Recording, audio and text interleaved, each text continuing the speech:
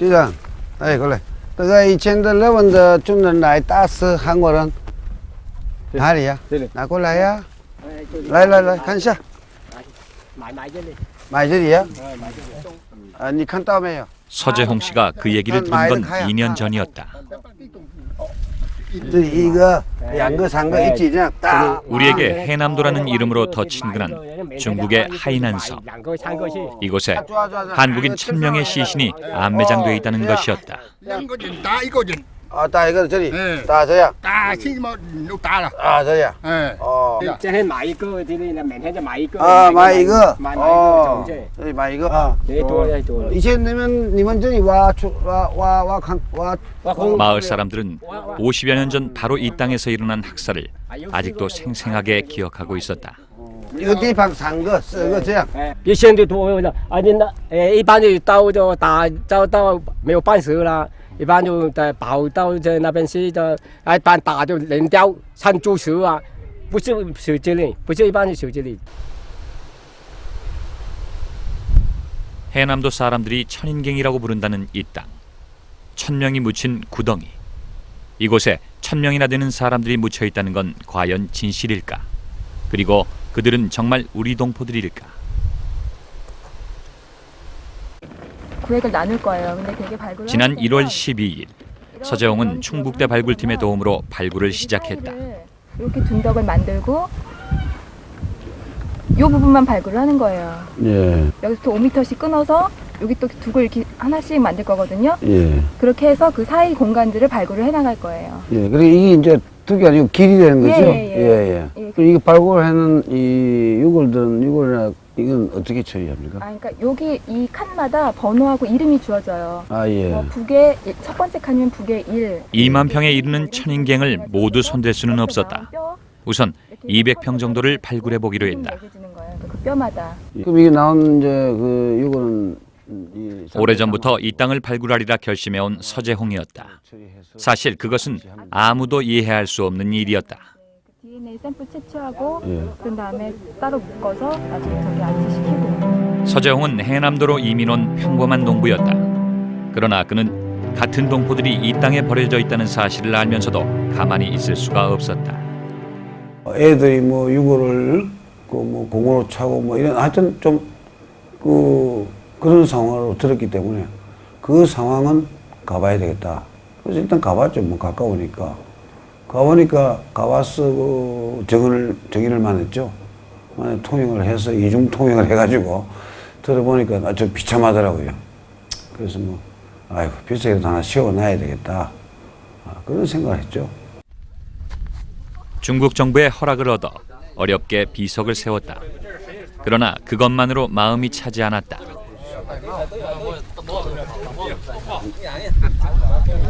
결국 1년이 넘게 관공서들을 쫓아다닌 끝에 어렵게 발굴 허락까지 얻어낸 것이다.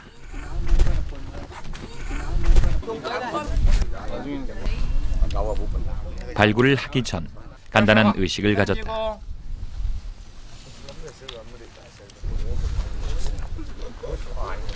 형편상 이국의 술과 과일을 놓을 수밖에 없었다. 이곳은 하늘길로도 5시간이나 떨어진 만리 타양인 것이다. 那边地方安装，听到没有？不要啰啰嗦，我们保安告诉你们，这里3个人这样安排，不要跑去。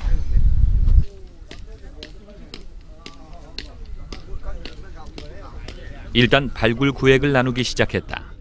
비석 앞에 있는 땅을 중심으로 가로 8m, 세로 10m 되는 블럭 8군데를 만드는 것이다.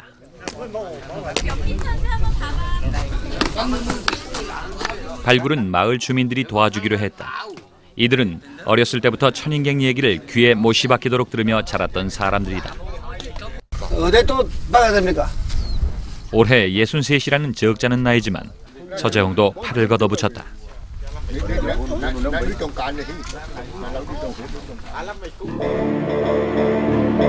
구획 정리는 곧 끝났다. 천인갱의 약 100분의 1 정도의 면적에 이르는 발굴구역이 만들어진 것이다. 각 칸마다 하나하나 지표에서 10cm씩 똑같이 균일하게 들어가게. 어느 쪽은 더 깊게, 어느 쪽은 더 얕게 하지 말고 똑같이 10cm씩 파 들어가게. 那这样啊，我近一点。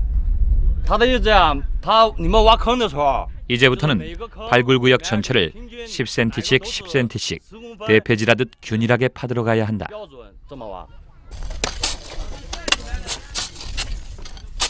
그런데 첫 삽을 뜨자마자 문제가 생겼다. 땅이 너무 딱딱해서 삼날이 잘 들어가지 않는 것이었다.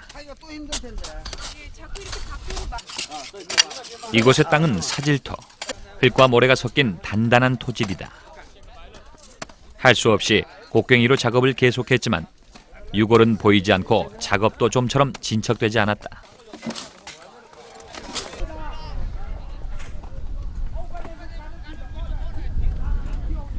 어느새 해가 중천을 넘어가고 있었다.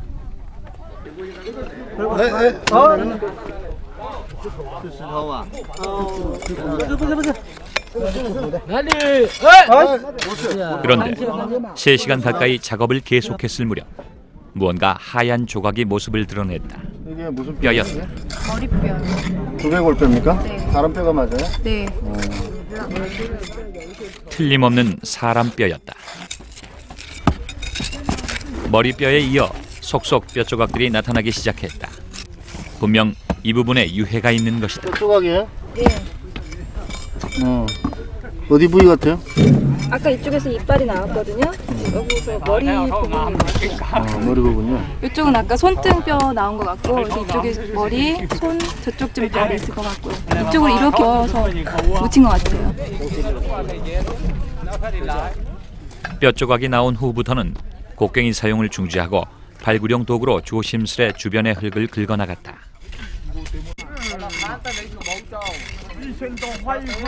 유골이 점점 형체를 드러내고 있었다.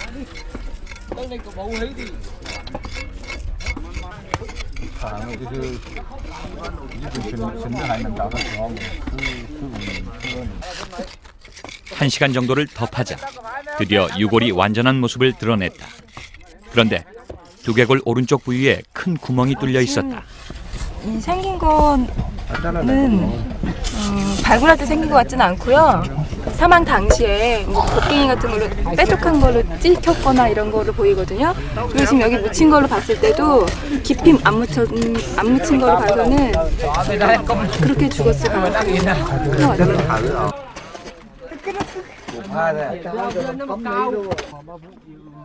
신장 170cm. 남자로 추정되는 이 유골은 불과 50cm 정도의 깊이에 묻혀 있었다. 누군가에 의해 살해된 후 이곳에 옮겨져 매장된 것이다.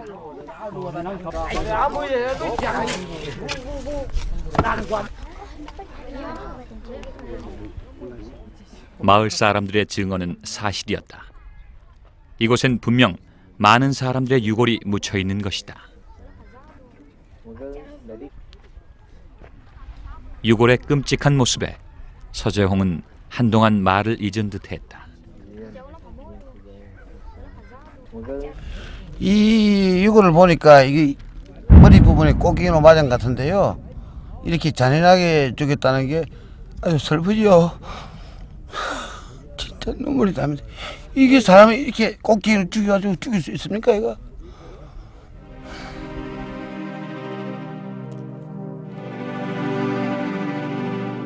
가혹행위의 흔적이 남아있는 유골. 이 유골은 정말 우리 동포의 것일까? 그는 왜 머나먼 이국 땅에서 그렇게 잔인하게 죽임을 당해야 했을까?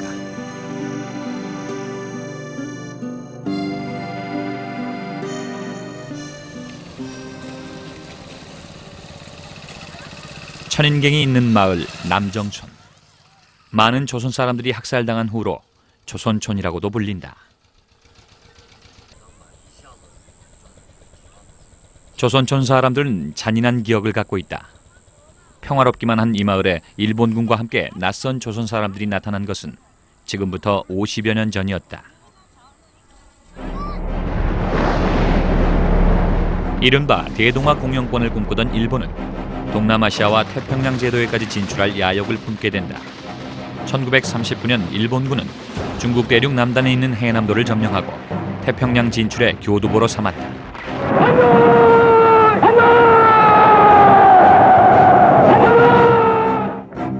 남방 진출이 용이한 지정학적 위치 그리고 풍부한 자원. 일본군은 해남도를 거대한 침략 기지로 만들어 나갔다. 그러기 위해서는 많은 노동력이 필요했고 일본군은 식민지 각국에서 사람들을 끌고 와 강제 노역을 시켰다. 1000명 가까운 조선인들이 남정천에 나타난 것도 그 무렵이었다. cháu đi lấy cái buồn riêng mà giờ cái thằng này dự có lớn là chúng ta mẹ đau này bươn đau này bị biển là cố sọ ra ra tàu bảo mình là bươn nắp biển rồi đấy đi. 감독관들의 엄중한 감시하에 있었던 이 청년들은 조선에서 온 죄수들이라고 했다. 그들은 도로를 닦는 데 동원됐고 늘 심하게 구타를 당했다. 在日本的从来就修理的公路从全地区，就是到那边中村那边，到中村那边，那看到他就要来绑就给我放，绑这里带去的搞个公路到这中村，我就看过了，我们小就洋流就看过，就打，他不干工啊，不干工的他日本就打的嘣就打这里，我怕。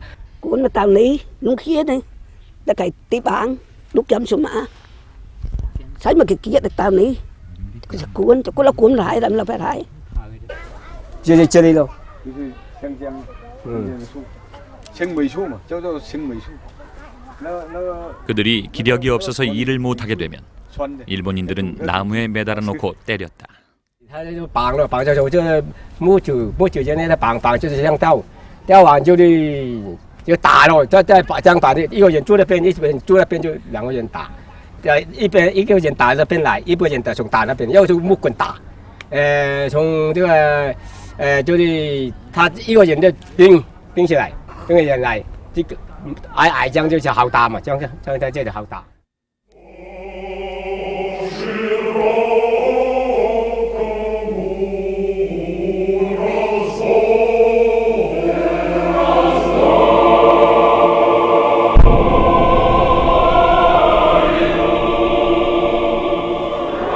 조선인들은 나무 위로 끌어올려져 초죽음이 될 때까지 맞았다.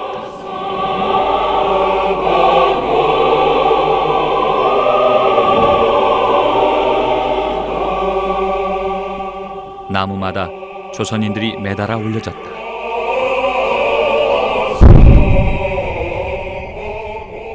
나중엔 더 이상 매달 나무가 없을 정도였다.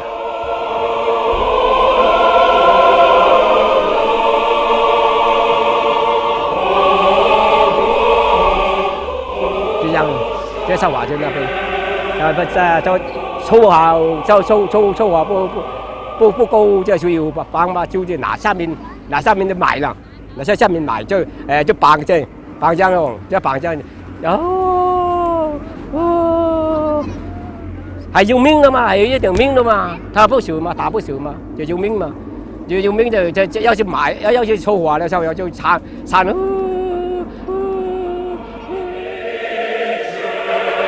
그들은 산채로 불태워지기도 했다.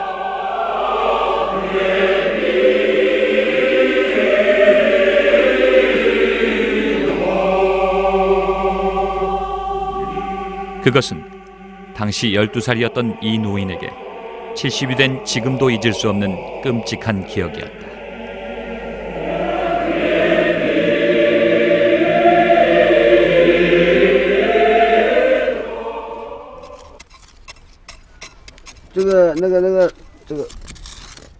발굴 이틀째 삽을 뜨자마자 곧바로 유골이 나오기 시작했다.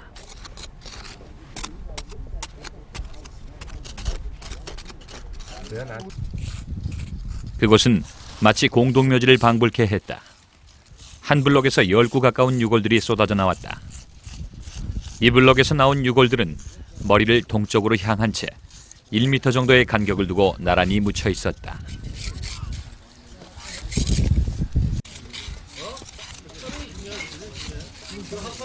이게 옛날에 사용했던 철사. 유골들과 함께 유물도 나오기 시작했다. 한 유골은 팔부 위에서 철사가 출토다. 예, 만약에 묶었다면은 아마 손목을 묶었던 것 같은데요. 이 위치랑 크기를 봤을 때. 아, 요 크기로 보세요. 예. 예. 그 사람을 묶은 철사 같은데요. 글쎄요, 지금 모양으로 봐서는 여기 손목밖에는 들어갈 데가 없는 것 같거든요. 아, 요 간격으로 봐서는요. 네, 그리고 여기가 지금 이 윗사지 같이 보여요. 이런 철사들은 도처에서 발견됐다. 여기 위에 그런데 발위예요. 유물들 중에서 이들의 신분을 짐작할 수 있는 단서가 나왔다. 단추였다. 똑같은 모양의 하얀 사기 단추들이 여러 유골에서 발견된 것이다. 여러 구의 유해에서 지금 같이 나오고 있는 걸로 봐서는 똑같은 옷을 입고 있었던 상태, 그러니까 제복에 제수복이라. 네, 제복에 붙어 있었던 단추가 아닐까 생각이 되네요. 마을 사람들은 죄수들이 모두 푸른빛의 옷을 입고 하얀 단추를 달고 있었다고 했다. 유골은 마을 사람들이 말한 바로 그 조선인들의 것임에 틀림없었다. 비록 오래전 육탈이 돼버린 유골들. 그러나 고통스런 죽음의 흔적은 뼈 마디마디에 그대로 남아있었다. 상반신이 지금 뒤틀려서 있는 것도 있고, 뭐 한쪽은 팔을 이렇게 하고 있다라던가 목을 이렇게 하고 있는 뼈도 있고, 뼈로 봐서는 아주 참혹하게 묻혔을 거라고 생각이 드네요. 머리 방향이 다 동쪽을 향하고 있고요. 예. 다리 부분이 서쪽을 향하고 있는 것으로 봐서는 그냥 죽은 직후에 그냥 뭐 어떻게 다른 사람에 의해서 매장된 게 분명한 걸로 보입니다. 유골에는 또 하나의 잔인한 흔적이 남아있었다. 유골 중에서는 머리뼈랑 이빨에서 가장 그 흔적이 뚜렷하게 나타나고요. 그리고 같이 나온 유품에서 이런 철 부분, 그리고 천, 종이, 그리고 불먹은 흙을 통해서 이 유해가 불에 탔다는 것을 확실히 알 수 있습니다. 이 유골 말고 여기 있는 묻혀 있는 유골들이 모두 다 불에 탔습니까? 예. 그런데 한 유골에서 눈길을 끄는 유품이 나타났다. 바로 수첩이었다. 비록 일부분이긴 하지만 인쇄된 글씨까지 뚜렷이 보였다. 거기엔 징병검사 날짜, 입영일자 등의 항목이 적혀 있었다. 바로 일본군의 수첩이 분명했다. 이 유골들의 죽음이 일본군과 관련돼 있다는 움직일 수 없는 증거였다. 이날 발굴에는 일본 시민단체에서 온 제1동포 김정민 씨와 사토 씨도 참여했다. 이런 기술이 있다고 봐요? 이런 기술이 이렇게 일을 이렇게 하는 기술이.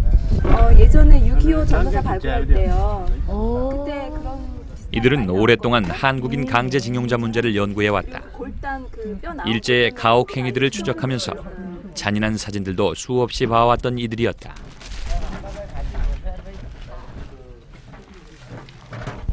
그러나 발굴 현장의 참담함을 보고 이들은 더 이상 말을 잇지 못했다.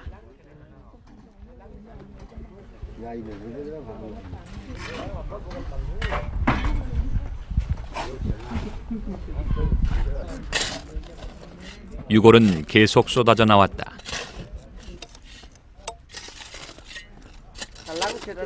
통행을 위해 발굴 블록 사이에 만든 둔덕 밑에도 많은 유골이 있는 듯했다.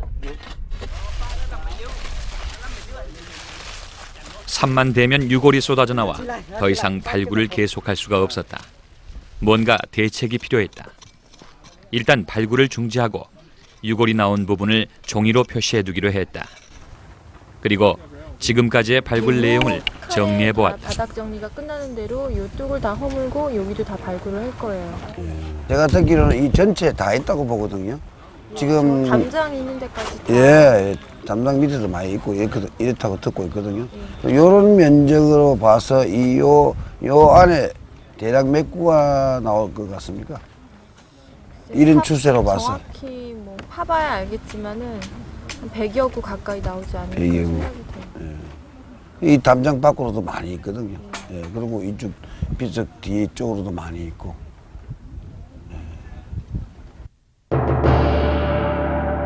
그때까지 발굴한 유골 수는 총 35구. 애초에 발굴을 계획했던 8블록 중 2블록은 아예 손도 대지 못한 상태였다.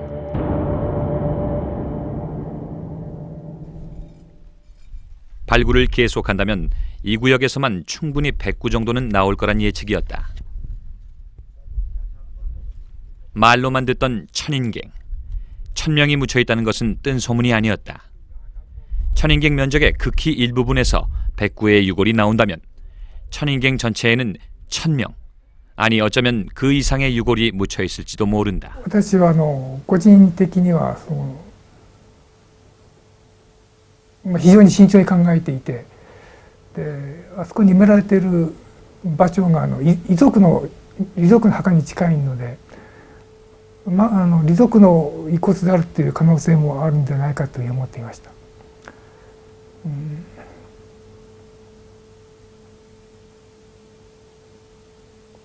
しかし、決定的な資料としてボタンが出てきて、それから手帳が出てきて、そうするともう遺族の墓のすぐそばなんだけども、それが朝鮮人の骨に間違いない。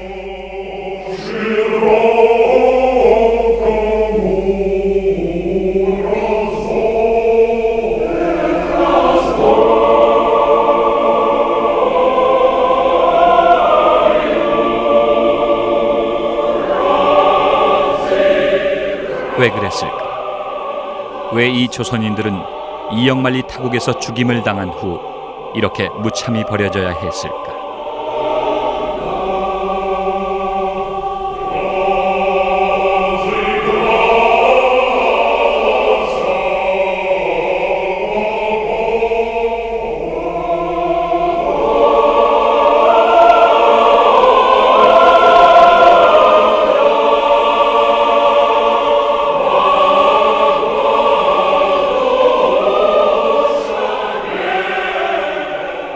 왜 50년이 넘는 긴 세월 동안 아무도 이들을 찾지 않았던 것일까? 이들과 함께 땅속에 묻힌 진실은 과연 무엇일까?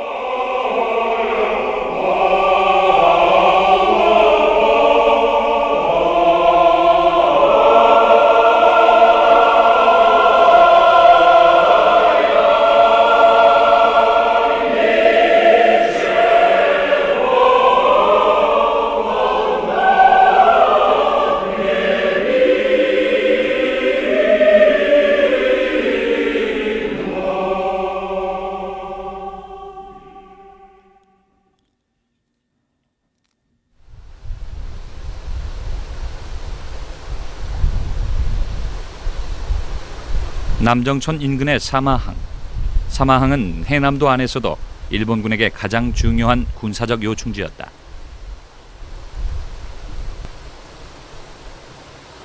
태평양 전쟁을 계획 중이던 일본은 진주만 폭격 직전 말레이 반도를 점령했다. 말레이 반도에 상륙할 일본군 함대가 떠난 곳이 바로 이곳 사마항이었다. 당시 사마시는 일본 해군 제16경비대 관할하에 있었다. 남정춘의 조선인 죄수들을 관리한 것도 16경비대였다. 바로 그 16경비대로 해남도에 파견되었던 박태우 씨. 그는 사마에 근무할 당시 조선인 죄수들과 직접 얘기도 나눴다고 했다. 그때 들은 이야기가 서울에 있는 서대문은 모르지만 형무소 하나가 통째로 현지 형무소라고 그러대요. 현지 형무소. 그러니까 소장이야 간부들이 다 같이 왔다. 그래서 알았고요. 거기 인원은 한 1000여 명 든다. 죄수들은 전국 각지의 형무소에서 뽑혀 서울로 집결했다. 그리고 대부분 영문도 모른 채 해남도로 보내졌다. 이 모든 과정은 비밀리에 진행됐다. 당시 일본은 국제노동기구 가입국이었고 국제노동기구에서는 죄수들의 강제노동을 금지하고 있었기 때문이었다. 그런데 일본은 왜 죄수들까지 동원해야 했을까? 囚人まで使わなくてならなかったくらい太平洋戦争末期には労働力が不足していたということが一つの理由だと思います。だから囚人を使えばそれはもうめちゃめちゃな使い方しても構わないということで労働力の不足とそれからもう非常にひどい労働をさせるというそういった目的で囚人を使って特に植民地の囚人に関してはもう徹底的な残虐なことをやったというふうに思われますね。 죄수들을 해남도로 보냈다는 증거는 문서로도 남아있었다. 조선 총독부 법무국에서 발행됐던 치형에는 죄수들에 대한 기록이 남아있다.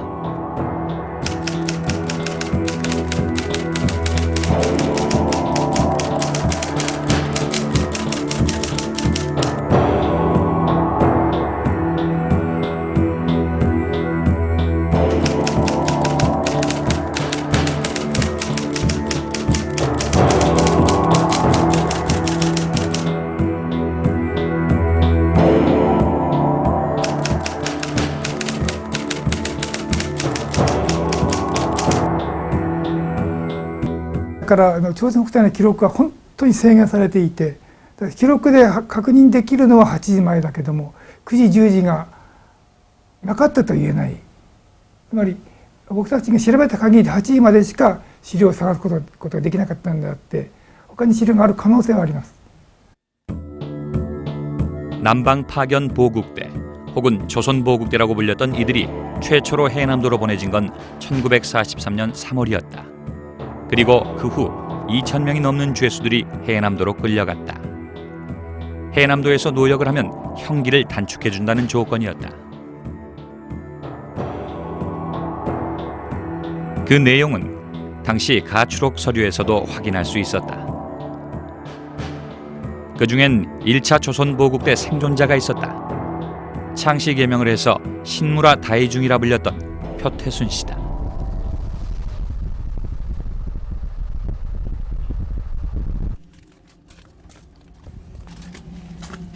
표태순은 1943년 평소 알고 지내던 일본인 식모가 준 헌옷들을 전당포에 잡히러 갔다가 경찰에 붙잡혔고 결국 도둑으로 몰려 10개월형을 받았다고 했다. 안녕하십니까. 저 MBC에서 왔습니다. 그 해남도 갔다 오신 것 때문에 뭘 좀 여쭤보려고 왔습니다.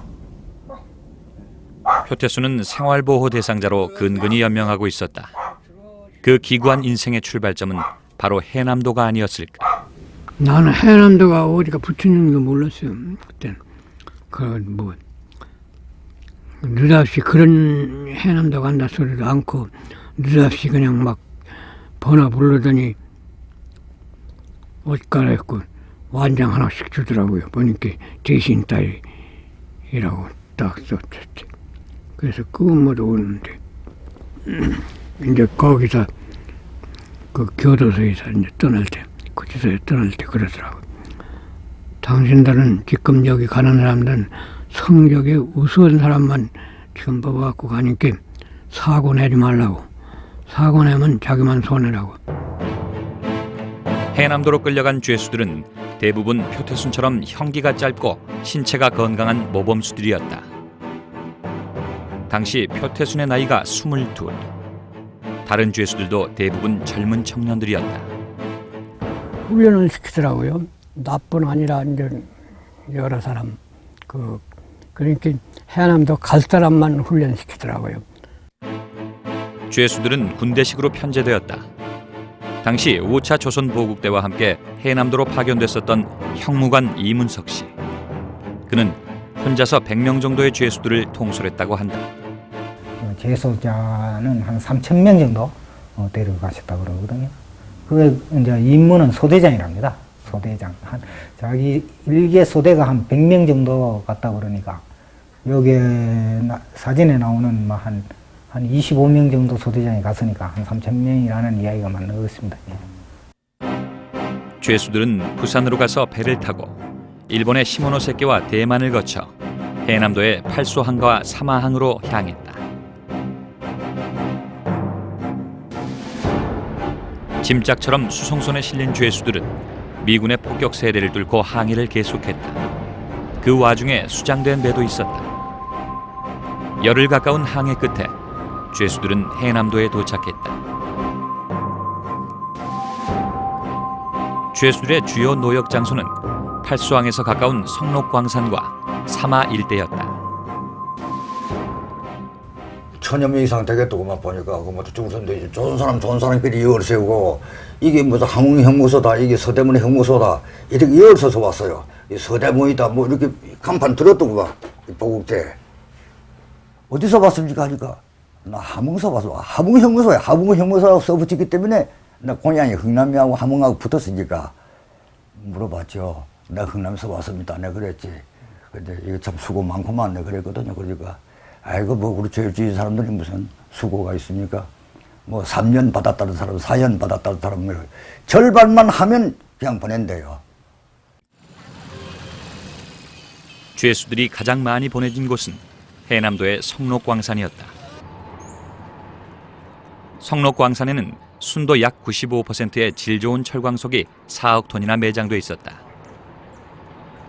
무기와 전쟁 물자 생산을 위해 철광석이 필요했던 일본은 성록광산의 철광석을 약탈하기 시작했다. 그리고 채석을 위해 조선 보국대 죄수들을 동원했다. 그 죄수인데 그거 뭐 말할 거 있어요? 그거 뭐 힘든 일식이지. 그럼 뭐 저 광산에서 뭐라게 되면 그때는 뭐 완전한 도구가 그렇게 없어요. 부르도자도 없고 그러니까 매에서 올려오고 거기서 올리다가 거기다 붓고 이렇게 하면 또 그것도 다바 올리고 그렇게 하는 걸 하죠. 죄수들은 공항을 만드는 데도 투입됐다. 사마 비행장도 조선 보국대들이 닦은 것이다. 표태순이 노역했던 장소도 바로 이곳 사마 비행장이었다. 비행장뿐 아니라 도로, 항구 등 당시 사마에 있던 대부분의 기관 시설이 죄수들에 의해 만들어졌다.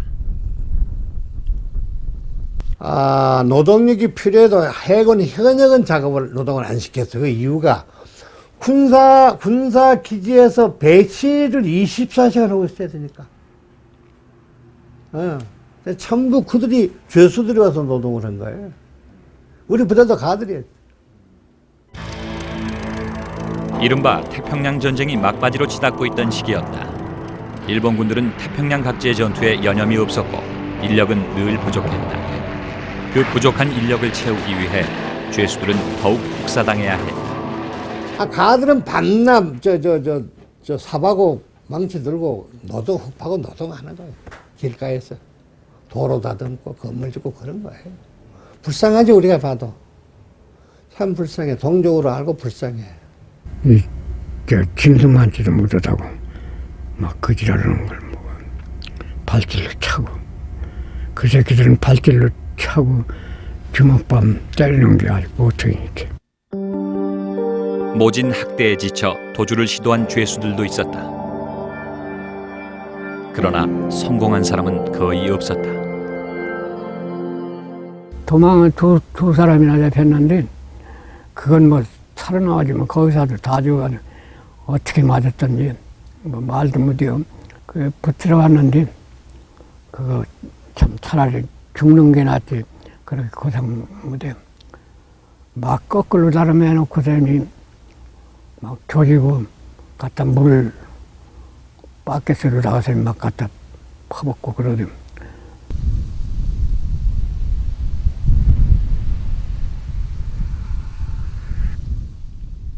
해남도는 그 자체가 하나의 거대한 감옥이었다.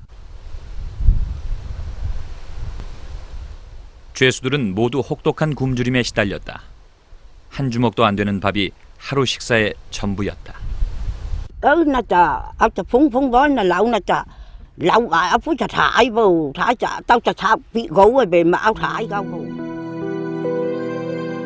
배고픔을 참다 못한 죄수들은 일본군의 감시를 피해 인가에 가서 밥을 구걸하기도 했다. Em đã thả lẩu nó gỗ cuốn chả cậu thả lẩu giúp buồn lại dần thả ai phụ dần là thả ai mua rồi thả là chứ 나가 시오시 간페이 연자 야 주게 연자 수 죄수들은 주변의 풀을 뜯어먹으며 허기를 채우기도 했다. 난수가 고아 전 고아不能吃啊 야 원래는 이 풀을 못 먹는데 안 써야 쓰다 쓴 풀이에요. 차라리 이 생각밖에 안 들더라고요. 이 한국에 나가서 허연 그 담아금살 그 부모 앞에서 한 그릇 먹고 죽어도 뭐니 없더라. 그런 것뿐이요. 딴 거 없어요. 이렇게다 그냥 그런 것도 못 먹고 죽으면 참 억울하다고 속이도 혼자 그러지. 나뿐 아니에요. 딴 사람 다 그래요. 1945년 마침내 일본 제국주의가 패망했다. 그런데 해남도에서 귀환선을 기다리던 조선 사람들 사이에 흉흉한 소문이 돌기 시작했다. 일본군이 조선인 죄수 1000명을 학살했다는 것이었다. 그런 얘기를 하더군요.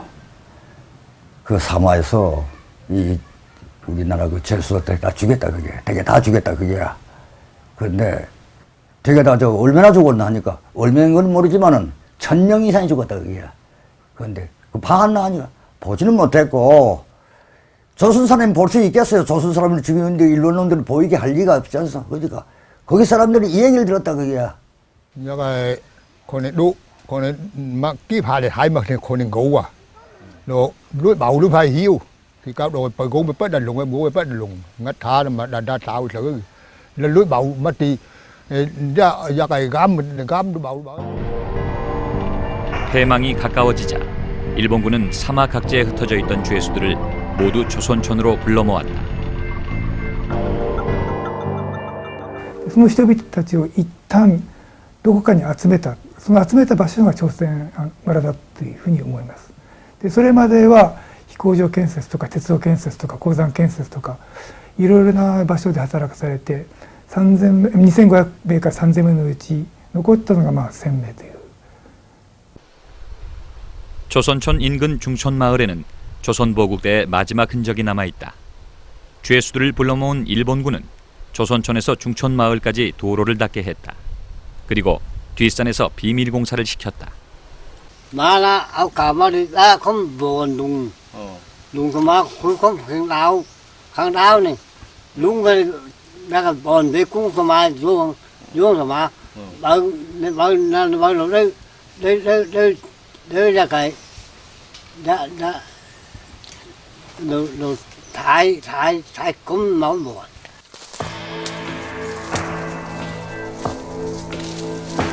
중촌 뒷산에서 콘크리트 구조물 하나를 발견할 수 있었다. 마을 사람들의 증언에 의하면 군사시설물로 보이는 이 구조물 역시 조선 보국대 죄수들이 만들었다고 한다. 이 구조물의 용도는 무엇일까? 16경비대 대공포 부대원이었던 박태우의 설명에 따르면 이곳은 포탄 저장소였다. 옥새용이니까. 원래 해남도는 아까 안 했던 말인데 전체 옥새를 하도록 명령이 내린 겁니다. 미군이 상 같이 죽게 옥새예요. 옥새. 옥새를 하려면 저건 자폭력입니다. 알아들어? 포대를 폭발하고 군 1,400과 장병 모아서 같이 죽자는 거예요. 저는 이제 알아요. 거기나 그거 일본 사격수니까. 패전의 기색이 짙어지자 일본군은 이곳에 최후 항전기지를 만들려고 했던 것이 분명했다. 일본군은 이곳 중촌 뒷산에 죄수들을 동원해 동굴도 팠다. 각종 비상물자들을 비축하기 위해서였을 것이다. 길이가 8내지 9m쯤 되는 이런 동굴은 주변에 2개가 더 있었다.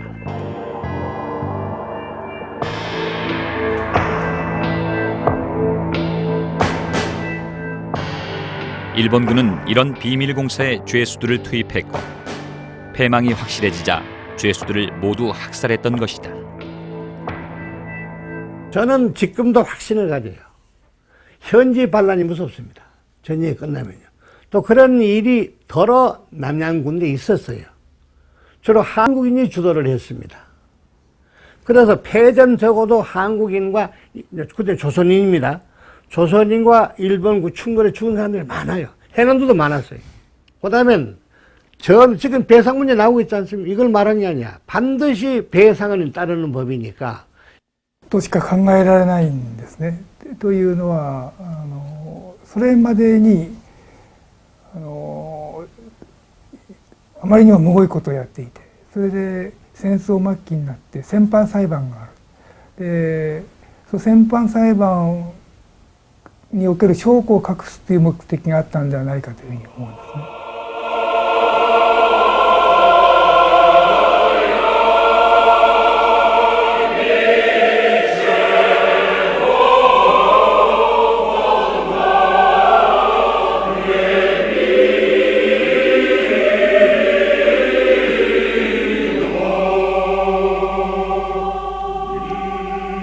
죄수들에 대한 가혹한 학대, 그리고 학살로 이어진 전쟁 범죄.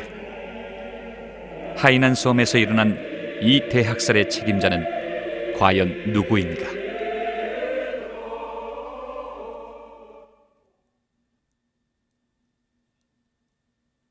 노미 미노루. 3화 16 경비대 최고사령관이죠. 이 실권자죠. 모든 책임은 이 사람이 져야 돼요. 그런데 현지 책임자는 노미 미노루는 빠져나갈 길이 없죠. 그 사람은.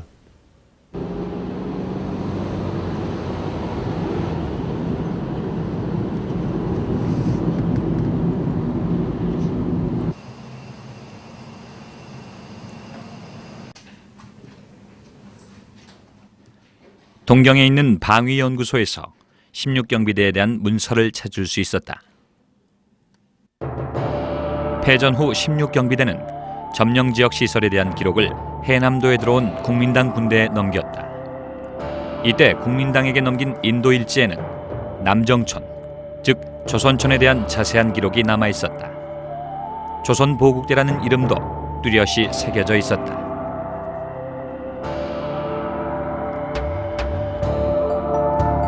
당시 조선촌 일대의 시설 배치도 또한 상세하게 남아있었다.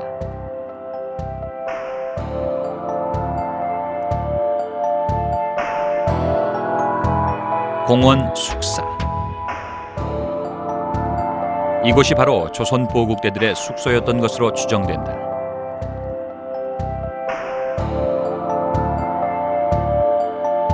그리고 당시 16경비대 총책임자 노우미 미노루의 이름을 찾아냈다.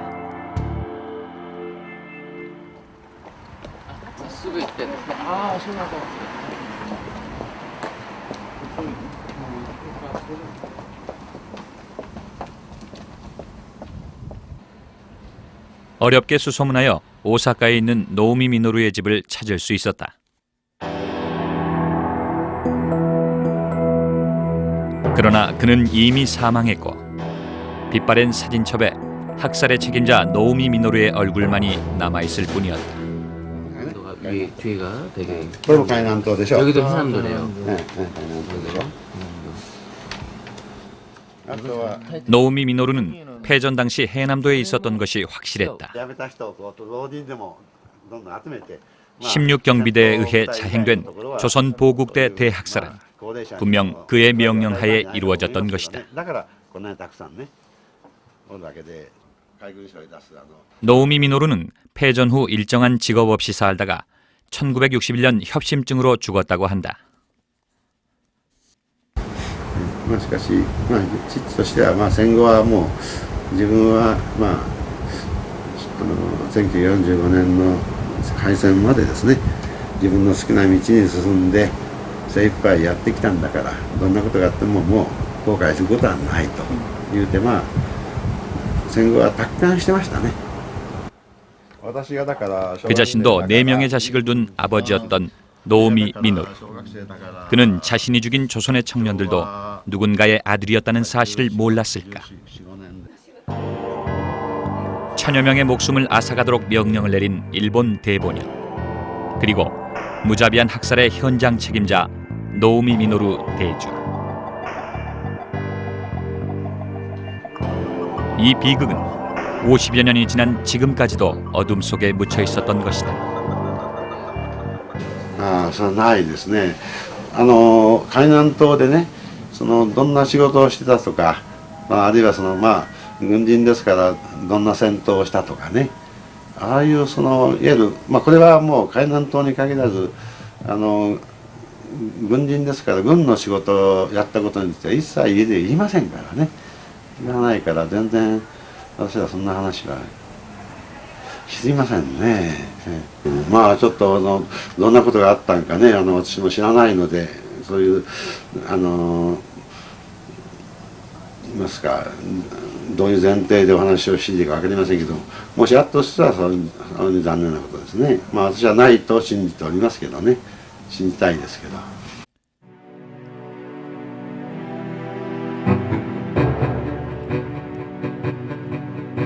믿고 싶지 않아도 이것은 분명 그들의 손으로 저질러진 역사였던 것이다.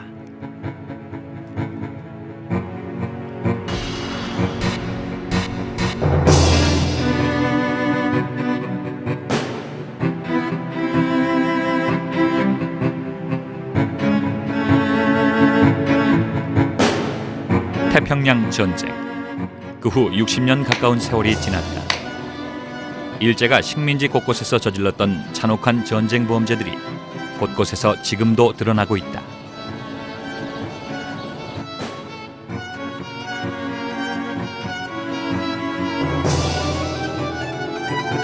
그러나 일본 제국주의가 저질렀던 범죄의 역사는 아직까지 완전히 청산되지 않고 있다.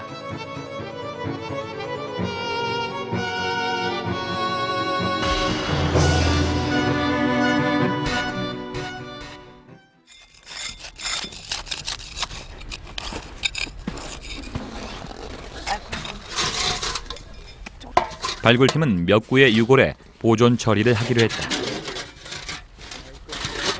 뼈 속에 남아있는 수분을 빨리 증발시키고요. 네. 그리고 이 겉에 붙어있는 흙 같은 걸 좀 제거를 하려고 물 대신에 알코올을 쓰고 있어요. 알코올이 마르면 뼈를 단단하게 굳히는 코팅액을 바를 것이다. 마르고 난 다음에요. 코팅액을 침투시킬 거거든요. 네. 근데 그 과정이 보통 2시간 이상 침투를 시켜야 뼈가 단단해요. 그러면 흙까지 다 같이 침투시키는 겁니까? 그렇게 흙까지? 해보려고요. 그러면은 나중에 흙까지 같이 떠내는 거네요? 예, 그렇게 해보려고 지금 이렇게 흙이 시도를 밑에 하는 있으니까 거예요. 통째로. 예. 부심한 유골들은 알코올로 씻은 후 납골당에 안치될 것이다.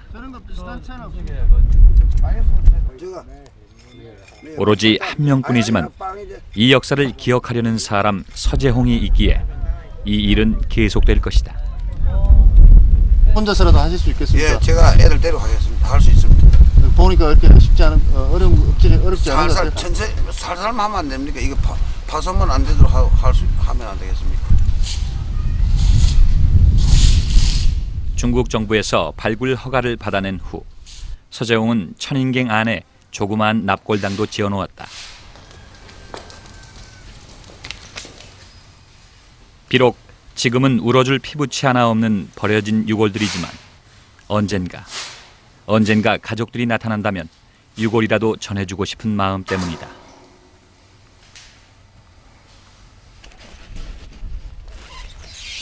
비교적 형체가 온전한 5구의 유골은 유리관에 넣어서 보존하기로 했다.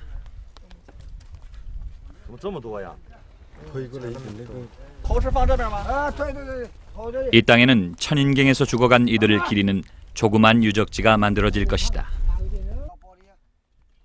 서재홍은 이 일을 위해 자신의 농장을 저당 잡혀 대출까지 받았다. 벌써 만만찮게 돈이 들어갔고 앞으로도 얼마만큼의 시간과 돈이 들지 알 수 없다.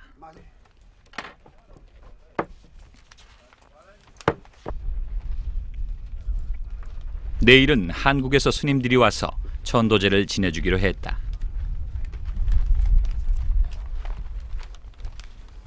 천도제 전까지 유골들을 정리하여 임시로 짠 나무관에 안치해야 한다.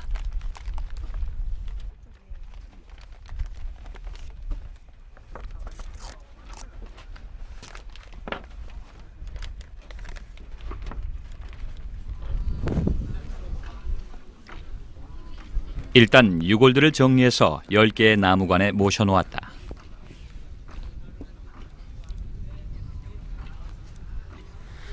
이것으로 천도제 준비도 거의 다 끝난 셈이다.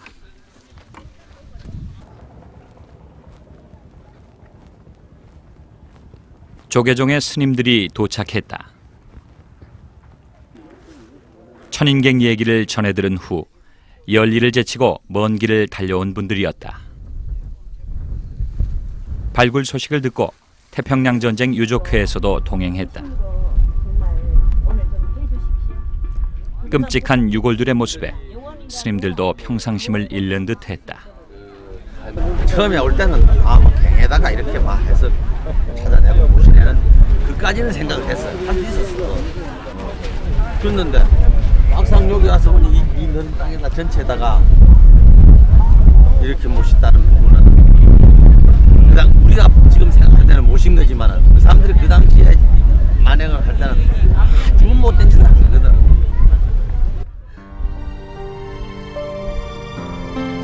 무참히 살해돼 가족들도 모르게 버려진 유골들.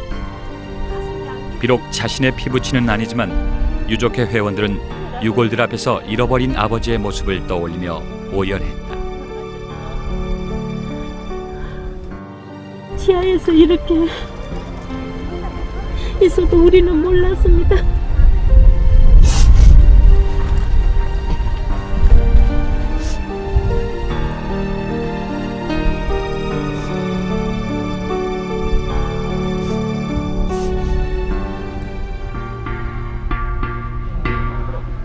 이날은 아침부터 바람이 심하게 불었다. 50여 년 만에 처음으로 이 땅에 진혼의 소리가 울려 퍼진 날이었다.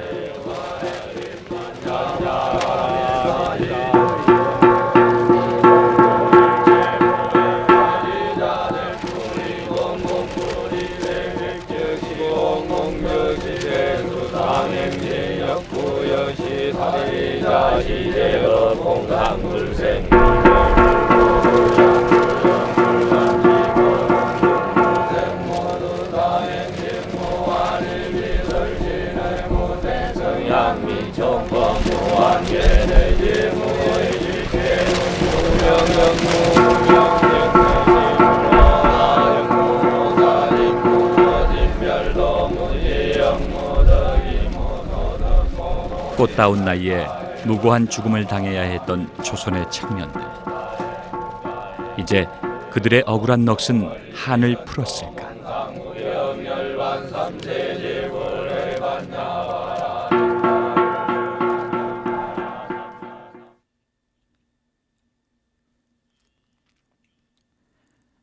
다시 서재홍 홀로 해남도에 남겨졌다. 발굴도 여전히 서재홍 혼자의 몫으로 남겨졌다. 벅찬 일이죠. 그러나 뭐, 제 죽을 때까지 하다가 죽으면 누가 해도 안 하겠습니까? 이거 서재홍의 개인 일도 아니니까 누가 할 겁니다. 틀림없이. 이게 급히 서를 일이 아니죠. 할 만큼 하는 겁니다. 근 58년 60이 다 돼가도록 묻혀있는데 뭐 6년 내로는 안 되겠습니까? 6년은 못 기다려, 10년은 못 기다리겠습니까? 그러니까 저는 조급한 거 하나도 없습니다. 담장 싸놓고 하나씩 하나씩 천천히 해야죠. 뭐 그럴 생각입니다. 부담이 하나도 없어요.